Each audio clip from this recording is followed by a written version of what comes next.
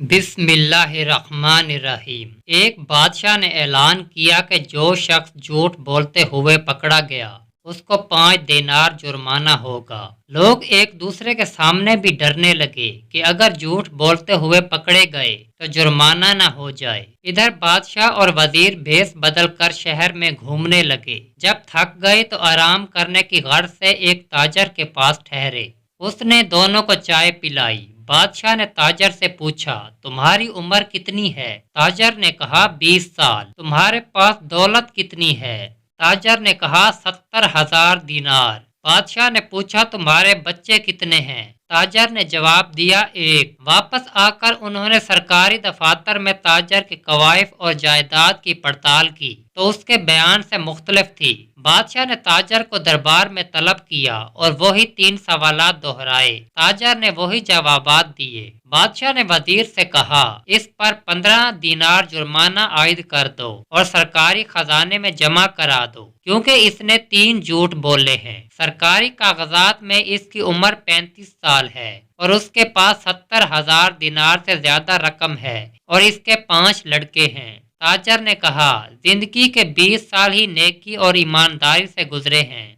इसी को मैं अपनी उम्र समझता हूँ और जिंदगी में 70,000 दिनार मैंने एक मस्जिद की तामीर में खर्च किए हैं। इसको अपनी दौलत समझता हूँ। और 4 बच्चे नालायक और बद इखलाक हैं। एक बच्चा अच्छा है, इसी को मैं अपना बच्चा समझता हूँ। यह सुनकर बादशाह ने जुर्माने का हुक्म वापस ले लिया और ताजर से कहा, हम तुम्हारे जवाब से खुश हुए हैं। वक्त वही शुमार करने के लायक है जो नेक कामों में गुजर जाए। दौलत वही काबिल एतबार है जो राह खुदा में खर्च हो और औलाद वही है जिसकी आदतें नेक हों। सामिन कराम, अगर वाकया अच्छा लगा हो तो वीडियो को लाइक करें और ऐसी मजीद वीडियोस के लिए हमारे चैनल को सब्सक्राइब करें।